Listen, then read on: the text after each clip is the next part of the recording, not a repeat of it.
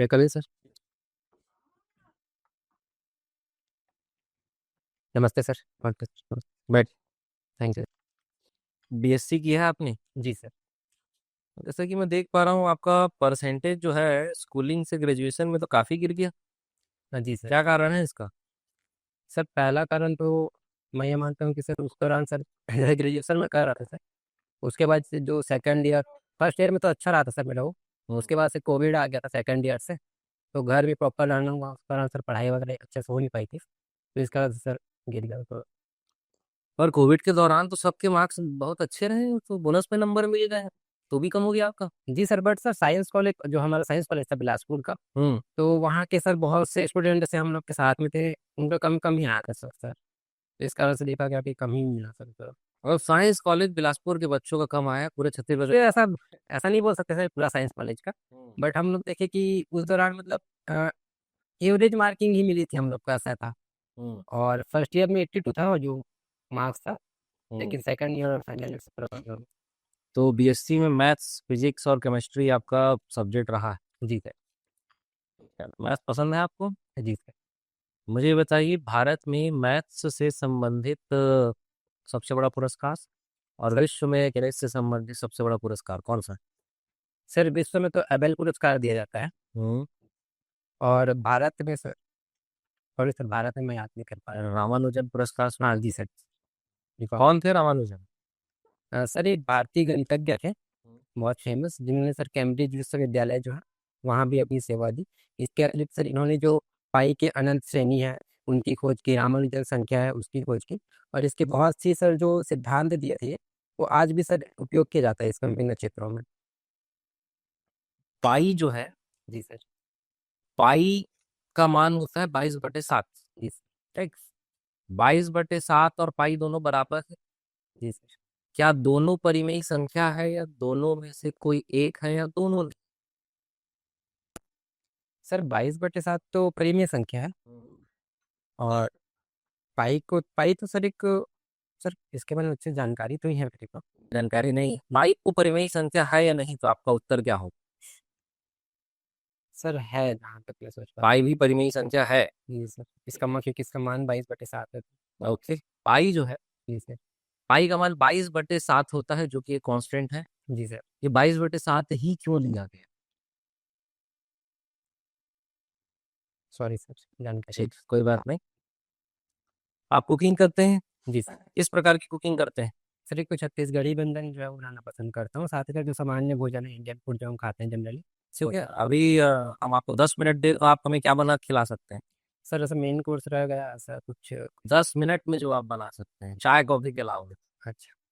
जी sir, ये हम नाश्ता बना सकते हैं सर, क्या? छत्तीसगढ़ी छत्तीसगढ़ी व्यंजन को, जैसे कि अगर बात करें हम सर, चौसेला जैसे होता है सर, छत्तीसगढ़ी व्यंजन। 10 मिनट में आप चौसेला बना सकते हैं? सर गूथना रहता है, उसके बाद डायरेक्ट उसको सेकना ही रहता है सर। तो चौसेला को खाएंगे इससे? समय फिर हमको ज्यादा लग गया। टमाटर चटनी के साथ खा सकते। 10 मिनट में कहाँ हो पाएगा दोनों? हो जाएगा। सर मिक्सर में टमाटर चटनी पिसा जा सकता है सर, जल्दी से चलो ठीक है। करते हैं। चीला सुना है आपने? चीला जी सर। छत्तीसगढ़ी प्रसिद्ध व्यंजन है। जी कैसे बनता है चीला? सर, उसको चावल आटे से बनाते हैं। चावल आटा में नमक और पानी डाल के उसको घोल बना लेते हैं, फीका पतला घोल। उसके बाद सर तवा चढ़ा के उसमें या तो हाथ की सहायता से सर उसमें दिखा दिया जाता है सर, प्रॉपर ऐसे मतलब। कुकिंग जैसी हॉबी से किसी व्यक्ति के व्यक्तित्व में कौन से गुण विकसित होते हैं? पहला तो सर मैं देखता हूँ कि जैसे कुकिंग जब हम बनाते हैं तो सर उसमें योजना बनाते हैं शुरू में किस प्रकार से बनाएंगे। तो उसमें एक प्रॉपर जो योजना बनाने का पूर्ण विकसित होता है। दूसरा टाइम मैनेजमेंट, क्योंकि इंग्रेडिएंट को डालने का और मसालों को डालने का टाइम होता है, तो एक टाइम मैनेजमेंट सीखते हैं सर। तीसरा हमको सर धैर्य भी सिखाता है, क्योंकि इसमें जल्दबाजी करने से क्या है बिगड़ जाता है सर। सो धैर्य रखना पड़ता है, तो ये 3 गुण सर मैं देखता हूँ। ठीक है, आप में है ये तीनों गुण? हाँ जी सर, मैं मानता हूँ तीनों गुण। ठीक। आप अपनी कोई 3 कमी बताइए।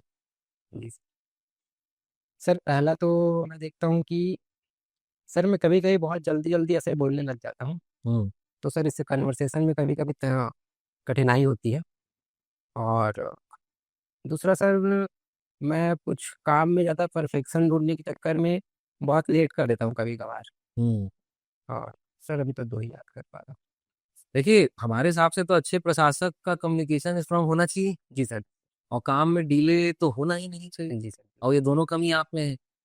सर ऐसा नहीं है कि कमी है, बट मैं इसमें सर बहुत समय से काम कर रहा हूँ। जैसे कम्युनिकेशन स्किल जो मैं बात किया, तो सर इसमें मैं थोड़ा-थोड़ा पॉज़ लेता हूँ बीच-बीच में, ताकि मैं लगातार बोलते रहता हूँ तो स्पीड बढ़ जाता है मेरा। मैं बीच में पॉज़ लेता हूँ ताकि ये सामने वाले को समझ आए। तो ये मैं सुधार कर रहा हूँ। और जहाँ तक बात है सर वो डिले वाले की, उसमें मैं सर एक योजना बनाता हूँ और एक टाइम लिमिट सेट कर लेता हूँ चीज़ों को। जब मैं देखा कि इससे मेरे को ज़्यादा टाइम लग रहा है तो वो सर अब थोड़ा कारगर सिद्ध हो रहा है मेरे लिए।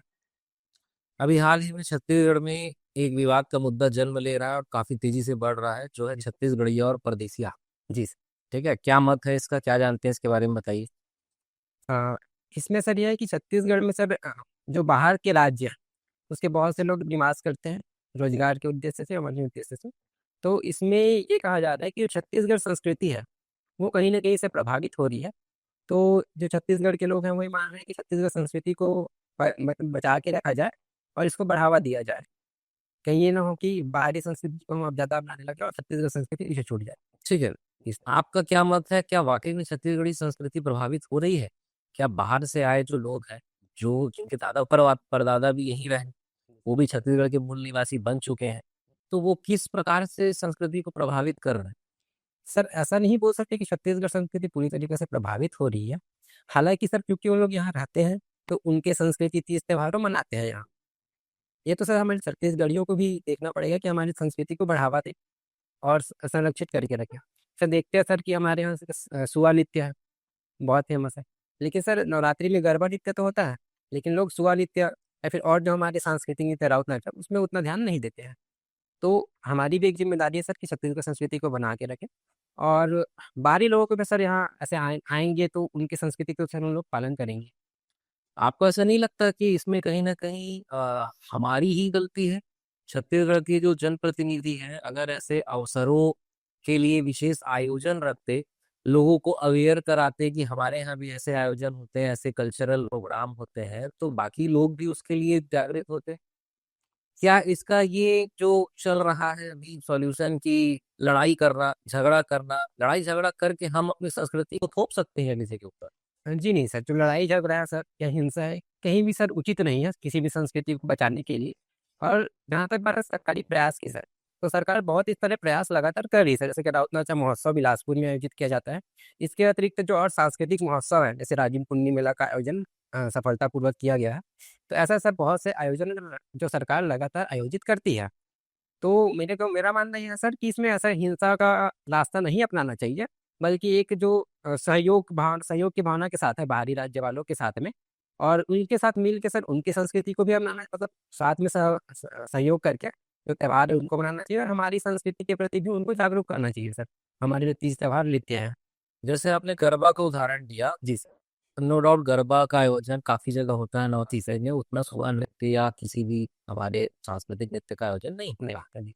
गरबा के आयोजन में जिन लोग शामिल होते हैं, आपका क्या कहना है? क्या उसमें आधे छत्तीसगढ़िया नहीं रहते? सर बिल्कुल रहते हैं। मेरा मानना है सर गरबा का ट्रेंड अभी कुछ समय से ज़्यादातर बढ़ा है। और इसके पीछे मैं जो मेन कारण देखता हूँ सर उसको मैं सोशल मीडिया को देखता हूँ। क्योंकि जैसे हम सोशल मीडिया में देखते हैं कि गरबा नृत्य करने वाले अक्सर अपना फ़ोटो या वीडियो जो है डालते रहते हैं। तो उसी को सर क्योंकि आजकल के अधिकतर लोग सोशल मीडिया में एक्टिव हैं, तो उसी को सर बढ़ावा देने के लिए वो अधिकतर गरबा नृत्य करने जाते हैं। लेकिन जो हमारी संस्कृति है, सुआ नृत्य है, पंथी या राउत नाच है, वो सोशल मीडिया में सर उतने ट्रेंड नहीं करते हैं।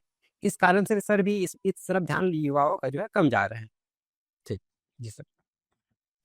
जैसे आपने अपनी रुचि में क्रिकेट देखना और खेलना दोनों लिखा है। जी सर।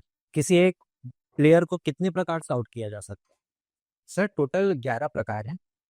सर ये बहुत से सर पहला तो बोल्ड है, दूसरा सर रन आउट है, तीसरा सर कैच है, चौथा सर रन आउट है, उसका सर पाँचवा है सर मार्कडिंग आता है एक, छठवां अगर हम बात करें तो रिटायर्ड हर्ट भी है और सातवां sir of strike the field आता है। अगर फील्डिंग करते वक़्त अगर बॉल को रोक देता है फील्डर, तो भी एक आता है सर। और सॉरी सर मैं भी रिकॉर्ड नहीं कर पाया। अभी हाल ही में भारतीय क्रिकेट में साल भर में कौन-कौन सी उपलब्धियां रही हैं? जी सर। पहला तो सर अभी वुमेन्स क्रिकेट वर्ल्ड कप जो ओडीआई में हुआ था, उसमें ये विजेता रहे हैं। इसके अतिरिक्त सर जो चैंपियंस ट्रॉफी हुआ था, उसमें विजेता रहे पुरुष टीम की बात करें तो। और सर साल भर में तो यही याद आ रहा है सर मेरे को। अभी फाइनल वर्ल्ड कप में भारतीय वुमेन्स टीम ने कौन से देश को हराया है सर साउथ अफ्रीका को। और कितनी बार भारतीय वुमेन्स टीम फाइनल पहुंची है? सर फाइनल सेकंड बार पहुंची थी और पहली बार विजेता रही। कौन से साल में फाइनल पहुंची थी इसके पहले? सर सॉरी मैं अच्छे से याद रिकॉल नहीं कर पा रहा। आज देश का बहुचर्चित मुद्दा आज का 2 कोई मुद्दे मेरे को बताइए आज की तारीख का 11 नवंबर का। सर जो आज के न्यूज़पेपर में रहा। हाँ। सर पहला तो है दिल्ली के जो लाल किला है उसके बाहर कल एक कार में धमाका हुआ है। और दूसरा सर इसी से रिलेटेड एक है कि जो फरीजाबाद है वहाँ सर 3 आतंकी गिरफ्तार हुए हैं सर 2900 किलो उसके साथ विस्फोटक के साथ सर और AK-47 राइफल के साथ में। तो उनका कनेक्शन दिल्ली ब्लास्ट से जोड़ा जा रहा है। सर अभी तक तो ये आधिकारिक रूप में पुष्टि नहीं की गई है कि आतंकी हमला था या किस प्रकार की ये घटना थी। लेकिन सर वो दोनों अलग अलग है फिलहाल तो सर। लेकिन सर चूंकि उस आसपास के इलाके में भी कुछ दिनों में लगातार आतंकी पकड़ा रहे हैं या फिर ऐसे विस्फोटक बरामद किए जा रहे हैं जैसे हरियाणा हो गया उत्तर प्रदेश इस साइड में सर। आज बिहार में मतदान हो रहा है। जी सर कौन से सेकंड चरण का मतदान? सेकंड पे सर। कितनी सीटों के लिए? आज सर 122 सीटों पे होगी। कौन कौन सा मुख्य प्रतिद्वंदी पार्टियां हैं आमने सामने? सर पहला तो NDA जो गठबंधन है और उसके अतिरिक्त उसके विपक्ष में सर जो महागठबंधन है जिसमें RJD कांग्रेस अलायंस है और एक सर जनशक्ति स्वराज पार्टी है प्रशांत किशोर जी का। एनडीए का फुल फॉर्म क्या है? Sir national democratic alliance. और कितनी पार्टियां शामिल हैं इसमें? सर इसमें एक तो BJP शामिल है, दूसरा सर JDU शामिल है और एक सर लोक शक्ति जो चिराग पासवान जी का है वो शामिल है सर LJP। इसी चुनाव से रिलेटेड हमारे छत्तीसगढ़ में एक एसआईआर की प्रक्रिया शुरू हुई। जी सर। क्या है ये एसआईआर? सर जो मतदाता सूची है उसका विशेष गहन पुनरीक्षण कहते हैं सर इसको। इसमें सर ये किया जा रहा है कि जो मतदाता सूची है उसका पुनरीक्षण किया जा रहा है। जैसे कुछ लोग की मृत्यु हो चुकी है उसका हटाया जा रहा है, कुछ लोगों का नाम सर 2 स्थानों पर है उसको सर एक स्थान पे किया जा रहा है, या फिर कुछ बहुत से लोगों का नाम सर जुड़ा भी नहीं है उसे सर फिर से शामिल किया जा रहा है सर इसमें। विदेशी संबंध से बात आती है कि विदेशी संबंध विदेश नीति निर्धारित करती है, तो आप मेरे को आजादी के बाद से अब तक कौन कौन सी विदेश नीति रही और किसने इस विदेश नीति को लागू करा है ये बताइए। सर एक तो मुझे क्या आता है एक्ट ईस्ट पॉलिसी, इससे सर दूसरा 2014 में पुनः लागू हुआ था। इससे पहले लुक ईस्ट बोलते थे इसको। वो सर मुझे ध्यान नहीं कि कब लागू हुआ था। इसके अंतर्गत सर जो दक्षिण पूर्व एशिया के देश हैं जो आसियान कंट्रीज है उसके साथ संबंध बढ़ाने का प्रयास किया जाता है सर। इसके अतिरिक्त सर विदेश नीति में हम देखते हैं सर एक तो रसिया वाला है कि रसिया हमारे बहुत पुराना स्ट्रेटेजिक पार्टनर रहा है सर। और ये सर कब लागू हुए थे तो मेरे को अच्छे से याद नहीं है, बट ये सर याद कर पा रहा हूँ। भारत की पहली विदेश नीति जो थी प्रथम प्रधानमंत्री पंडित जवाहरलाल नेहरू की, उन्होंने एक शब्द दिया था विदेश नीति के लिए गुट निरपेक्षता का। ये क्या है गुट निरपेक्षता? उस समय सर विश्व 2 गुटों में बढ़ चुका था, एक सोवियत संघ था और एक USA था सर। तो उस समय सर नेहरू जी ने कहा था कि हम किसी भी गुट में शामिल ना होकर के एक निरपेक्ष रूप से मतलब विदेश नीति को बढ़ावा देंगे। तो ये था सर कि किसी भी गुट में शामिल ना होना और जो हाल ही में स्वतंत्र हुए देश है उसका नेतृत्व करता। कब गठन हुआ था गुट निरपेक्ष आंदोलन के देशों का? सॉरी सर मैं रिकॉल नहीं कर पा रहा। आप इसके पहले 2 बार और साक्षात्कार में चयनित हो चुके जी हैं, सर। क्या कमियां रह गई थी इसके पहले? सर अगर संपूर्ण रूप से देखें तो दोनों की मार्क्स जैसे मेंस के मार्क्स सर कुछ कम रह गए थे दोनों बार, और पहले बार सर साक्षात्कार के नंबर भी कम रह गए। जी सर। अभी कुछ समय से छत्तीसगढ़ की जलवायु में एक चक्रवात का असर देखा जा रहा है। नहीं सर। कौन सा चक्रवात है वो? सर जहाँ तक मैं रिकॉल करूँ मोर्चा करके कुछ सर हाँ, ये जो चक्रवातों के नामकरण की पद्धति है ये कैसे संचालित होती है, कैसे नामकरण इनका होता है चक्रवातों का? सर इसके नामकरण विभिन्न देश जो है वो क्रमिक रूप से करते हैं, और इसका सर जहाँ तक याद करो थाईलैंड ने किया था।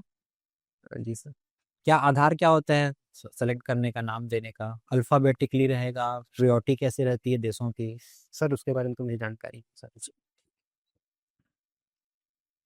अपने साइंस कॉलेज से पढ़ाई की हुई है, जी सर। ठीक है। क्रिकेट कहाँ पे कर देता हूँ? सर साइंस कॉलेज में तो कॉलेज के दौरान तो मैं नहीं खेल पाया सर, हम्म, क्योंकि एक साल बस वहाँ रहा, उसके बाद कोविड के दौरान फिर घर आना पड़ गया था। लेकिन उससे पहले अगर बात करें सर स्कूल में खेलते थे और गांव के जो ग्राउंड होता था उसमें खेला करते थे सर। साइंस कॉलेज में साइंस कॉलेज है वो किसके नाम पे रखा गया है? सर ई राघवेंद्र राव जी के नाम पे। ई का मतलब क्या है उसमें? सर उसमें एड पुगंती है सर उनका पूरा नाम, एड पुगंती राघवेंद्र राव। एड पोगंती। राघवेंद्र कहाँ से थे वो? सर वो मूलतः तो दक्षिण भारत से थे, राज्य मेरे साथ एग्जैक्ट याद नहीं आ रहा सर, लेकिन सर उनकी प्रारंभिक शिक्षा बिलासपुर से हुई थी सर। अच्छा, वो कोई मंत्री, मिनिस्टर, राज्यपाल कहीं रहे हैं? जी सर। कब रहे हैं? सर 1926 से लेके 1936 तक वो मध्य प्रांत के शिक्षा मंत्री थे। उसके बाद 1926 से 1928 तक सर वो मुख्यमंत्री भी थे अल्पकाल के लिए, और 1936 के आसपास सर उन्हें गवर्नर बनाया गया था सर, अस्थायी तौर पर मध्य प्रांत एवं बरार का। मध्य प्रांत एवं बरार का, yes। ठीक है। मध्य प्रांत बरार में हम कब शामिल हुए थे छत्तीसगढ़? सॉरी सर, अभी रिकॉल नहीं कर बिलासपुर जिला कब बना था? सर 1862 के आसपास था सर। ठीक है। आपका ये ग्रेजुएशन के दौरान सबसे फेवरेट सब्जेक्ट कौन सा है? Sir physics. फिजिक्स। जी सर। क्या है Ohm's law? Ohm's law sir. Sir Ohm's law कहता है कि किसी परिपथ में जो बहने वाली धारा है या फिर उसमें जो विभवांतर है वो धारा के समानुपाती होता है सर। और इसमें जो एक समानुपातिक नियतांक लगता है वो आर लगता है, जिसे प्रतिरोध कहते हैं। प्रतिरोध क्या है? सर जो परिपथ में बहने वाली धारा का विरोध करती है सर, प्रतिरोध जो है। अटल बिहारी वाजपेयी यूनिवर्सिटी से हैं। जी सर। ठीक है, कौन है अटल बिहारी जी? सर हमारे देश के पूर्व प्रधानमंत्री थे। और छत्तीसगढ़ बनने में क्या योगदान है इसका? कोई प्रमुख जैसी योगदान बताइए मेरे। सर पहला तो जब छत्तीसगढ़ बना तो उस समय प्रधानमंत्री हमारे अटल बिहारी वाजपेयी जी थे सर। और उसके अतिरिक्त सर, सर और तो रिकॉल नहीं कर पा रहा मैं। ठीक, वर्तमान विदेश मंत्री कौन है? सर एस जयशंकर जी। एस जयशंकर जी। जी सर। ठीक। अभी कहीं पे दौरे पे है क्या वो? सॉरी सर, मैं कुछ दिन पहले। सर जानकारी नहीं सर। ठीक है। सार्क जी। सुने ना? जी सर। क्या है सार्क? सर ये जो साउथ एशिया की कंट्रीज है, south Asian association of regional countries इसका पूरा नाम है। तो जो साउथ एशिया की सर जो 7 कंट्रीज है उसका एक संगठन है सर, क्षेत्रीय संगठन। कितने देश शामिल है इसमें? सर इसमें 7 देश शामिल 7 देश। 7 देश का नाम बता सकते हैं। हैं? जी सर। बताइए। सर भारत है, बांग्लादेश है, पाकिस्तान है, श्रीलंका, मालदीव, नेपाल और भूटान सर। नेपाल और भूटान। भूटान। ठीक। क्या उद्देश्य है इसका बनाने का? सर इसका पहला उद्देश्य तो जो क्षेत्रीय सहयोग है उसको बढ़ावा देना है, क्योंकि सर ये जो सभी क्षेत्रीय देश है वो आपस में लगे हुए हैं। इनके सांस्कृतिक जो है सर एक रूपता दिखाई देता है, तो उस प्रकार से संस्कृति को भी बढ़ावा देना है। और जो इनका जो कॉमन जो समस्याएं हैं जैसे आतंकवाद हो गया, जैसे कि सामाजिक क्षेत्र में शिक्षा स्वास्थ्य हो गया, उसको सर दूर करना है सर। ठीक। अपना कौन सा पेपर अच्छा गया सबसे? सर मेंस की बात करिए। हाँ। सर मेरा पेपर 4 अच्छा गया। पेपर 4। जी सर। आपका सिविल सर्विस में जी। पेपर छोड़ को, साइंस को छोड़ के फेवरेट सब्जेक्ट क्या है? साइंस को छोड़ के सिविल सर्विस। आप मतलब पेपर 4 को छोड़ दीजिए। जी सर। ठीक है, सिविल सर्विस में कौन सा फेवरेट सब्जेक्ट है? सर मेरे को हिस्ट्री सही लगता है। हिस्ट्री। जी सर। तराइन का युद्ध कब और किसके बीच हुआ था? सर तराइन का युद्ध पृथ्वीराज चौहान और, सॉरी सर मेरे ख्याल नहीं कर पा रहा। नहीं याद कर पा रहे? जी सर। ठीक। सिंधु घाटी सभ्यता के बारे में क्या पता? जी सर। सर सिंधु घाटी सभ्यता जो है वो भारत, पाकिस्तान और अफगानिस्तान में मिश्रित था। इसे सर अगर समकालीन देखें तो मिस्र और मेसोपोटामिया की सभ्यता से समकालीन कहा जाता है। और इसके सर जैसे प्रमुख स्थल की अगर हम बात करते हैं तो हड़प्पा हो गया, मोहनजोदाड़ो हो गया, चंद्रो, ये सब उसकी सभ्यता है। वहाँ के मतलब जो प्रमुख नगर हैं ये थे सर। और ये जो संस्कृति है उसको नगरी संस्कृति कहा जाता है। और यहाँ सर अगर हम अर्थव्यवस्था की बात करें तो कृषि, पशुपालन और व्यापार यहाँ फेमस था सर। कलचुरी महोत्सव जी। सुने ना? जी सर। क्या है? सर अभी कुछ दिनों मैंने पेपर में पढ़ा था कि रतनपुर में सर कलचुरी महोत्सव का आयोजन किया जा रहा है। और कब है, कब होगा या हो गया है? सर मेरे एग्जैक्ट तो नहीं पता, लेकिन शायद कल सर मैंने पढ़ा था इसके बारे में। अभी बोला जाता है कि हमको इतिहास गलत पढ़ाया जा रहा है। जी। इस बात पे आप सहमत हैं? सर पूर्णतः तो नहीं, क्योंकि सर ये सर देखे तो अभी कुछ चेंजेस हुए थे इसमें इतिहास में, जैसे कि मुगल कालीन कुछ फैक्ट चेंज किए गए थे। कौन सा फैक्टर चेंज किया गया है? सर जैसे कि मुगल कालीन हो गया, और जो दिल्ली सल्तनत है उसमें से बहुत सारी जो राजवंश से संबंधित जानकारी को हटाई गई है। और सर इतना ही जानकारी है सर। ठीक। आपको क्या लगता है कि स्कूली किताबों में सालों तक मुगल वंश की जानकारी को डिटेल में पढ़ाना और उसके बाद अचानक से एकाएक हटा देना और सभी को ये बताना कि हमें गलत इतिहास पढ़ाया गया, किस हद तक सही? सर अगर हटाने की बात करें तो एनसीईआरटी के द्वारा ये तय कर दिया गया है कि बच्चों पे जो पढ़ाई का बोझ है जो एक्स्ट्रा बढ़ रहा था उसको कम करना और सब्जेक्ट को सरल करना अपेक्षाकृत रूप से, ये एनसीईआरटी का तर्क है। और तो उस दृष्टि से अगर देखें तो सर ये मुझे सही लगता है।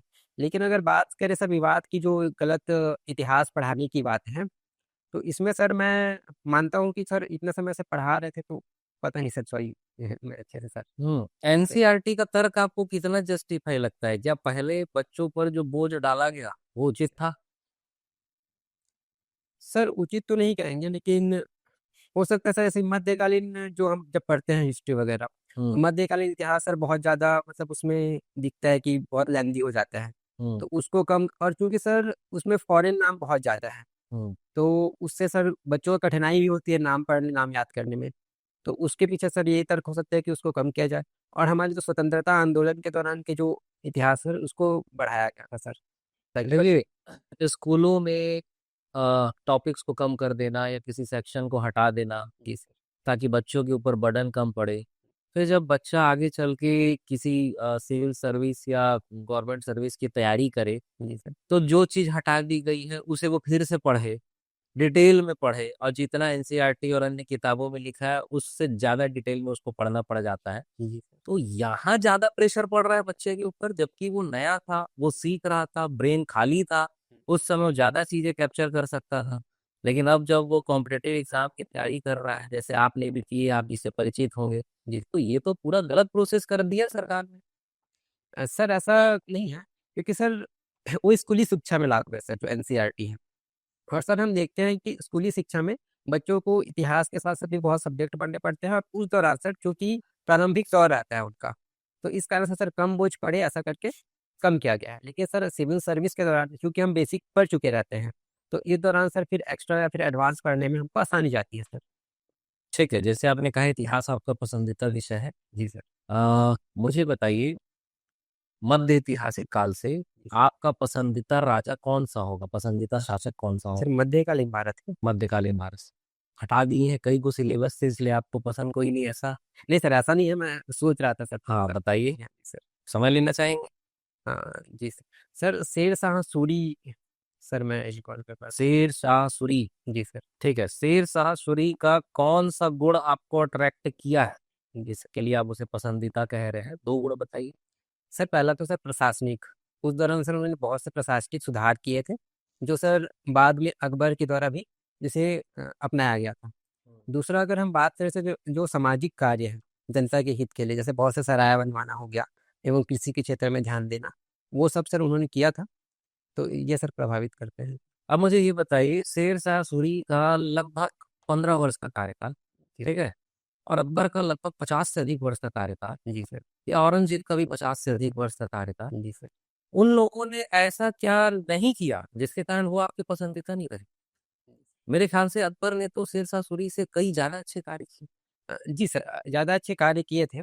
लेकिन सर ऐसे इतिहासकारों का ही मत है कि अकबर ने भी सर शेरशाह सूरी की जो नीति और योजनाएँ हैं, उन्हें कई स्थानों पर सर लागू किया था सर। जैसे कि उनका जो सिक्का वाला जो नीति था सर, जो टका और जितल वाला था, हम्म वो भी सर अकबर ने अपनाया। इसके अतिरिक्त जो प्रशासनिक जो नीति थी और जो सामाजिक नीति सर, उसको भी सर अकबर के द्वारा अपनाया गया था। इसके अतिरिक्त सर जो शेरशाह सूरी थे, वो धर्मनिरपेक्षता में भी सर विश्वास रखते थे। तो इस कारण से सर वो भी मेरे को टका और जीतल शेर शाह सूरी ने शुरू किया था कि गुलाम पक्ष में ही शुरू हो गया था? सर अभी जितना मैं रिकॉल कर पा रहा हूँ मेरे को शेरशाह सूरी। शेर शाह सूरी लग रहा है। ठीक है, चलिए, अच्छी बात है। शेर शाह सूरी के जीवन का अंतिम युद्ध कौन सा था? सर नाम तो एग्जैक्ट मेरे को याद नहीं आ रहा है, बट राजस्थान के साइड का कुछ था जिसमें वो तोप चलाते हुए सर शायद वो हुए थे। ठीक है, जगह आपको नहीं पता? एग्जैक्ट याद नहीं कर सन पता है आपको? Sorry sir. कलिंजर का युद्ध सुना है आपने? हाँ जी सर। ठीक है, शेर शाह सूरी का मकबरा कहाँ पर है? सर बिहार के सासाराम। बिहार के सासाराम में। जी सर। और शेर शाह सूरी का जो किला है, सलीमगढ़ किला, वो कहाँ पर है? सॉरी सर, याद करिए। ठीक है, कोई बात नहीं। मुझे आखिरी प्रश्न का जवाब दीजिए, एक सिचुएशन पे चर्चा करते हैं। जी सर। मान लेते हैं कि आप एसडीएम के पद पर नियुक्त है, जी सर। आपको किसी केस का जांच अधिकारी नियुक्त किया जाता है जी सर। जहां पर नशे से संबंधित अवैध वस्तुओं का व्यापार चल रहा था। जी सर। जांच अधिकारी नियुक्त होने के बाद आपको पता चलता है इमेजिनरी सिचुएशन है सभी। जांच अधिकारी नियुक्त होने के बाद पता चलता है आपको कि आपका सगा भाई उस केस में इन्वॉल्व है और वही मुख्य आरोपी है। ठीक, अब आपका क्या कदम हो? सर पहले तो क्योंकि सर कंफर्म हो चुका है कि वही कि इसमें जांच करनी हाँ, आपको पता चल चुका है, दुनिया को नहीं पता चला लेकिन आपको पता चल चुका है। जी सर। तो पहला तो सर मैं उसे व्यक्तिगत स्तर में और जांच करना चाहूँगा कि ऐसा है कि नहीं ऐसा करके। अगर सर मुझे इसमें सत्यता मिलती है, तो सर मैं जो कानूनी कार्यवाही है उनके खिलाफ में, वो उसके लिए सर आगे सरकार को और जो प्रशासन है, उसको सर आगे फाइल बढ़ाने की कोशिश करूँगा सर। ठीक, थैंक यू। लास्ट